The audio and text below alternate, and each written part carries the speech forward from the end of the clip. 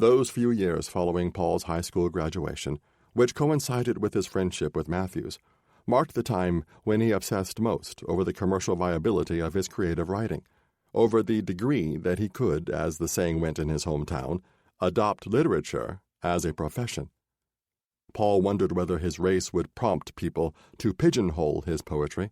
Since his days as editor of the now-defunct Tatler, his desire that people read his work for its universal meaning, not merely for its testimony to the Negro problem or for its perceivable caricature of minstrelsy, laced his early professional instincts with anxiety. Paul was self-conscious about his literary use of dialect. At one point he wished to refrain from writing it to advance his career.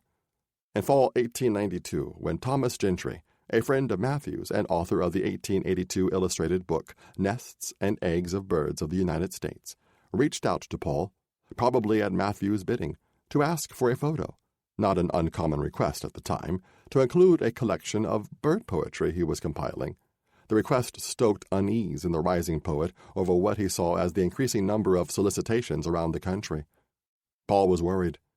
He was not sure if, at his level of literary skill, he yet deserved the attention. Even more, he was concerned that his dabbling in dialect was contributing to his own public pigeonholing.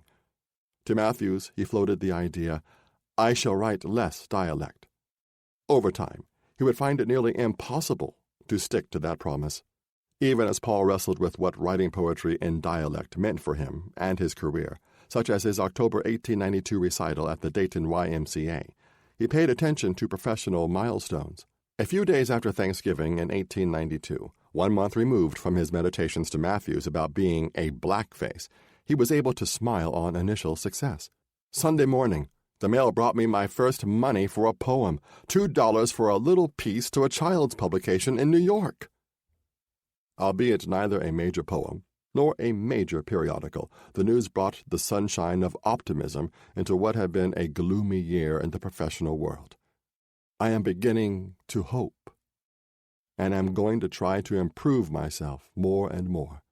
Within a year, Paul's audience ranged from a Dayton YMCA crowd of 600 people awaiting the Fisk Jubilee Singers, an African-American a cappella ensemble from Fisk University, to a Toledo, Ohio audience where he boasted that he read for a very wealthy and aristocratic private club, which received him enthusiastically. By the end of the year, he had developed a full-fledged sense of hope about his future prospects. I am beginning to feel timidly hopeful, and at each step I take ahead, he wrote to Matthews. I thank and bless you for it. For you are the Moses that led out my enslaved powers. So grateful was Paul to Matthews, in other words, that he was not unwilling to deprecate himself and play the obsequious role of protégé to his patron. During this time, Paul was learning more about the art of public recital, about how to captivate the ears of people as strongly as he was trying to rivet their eyes with the written word.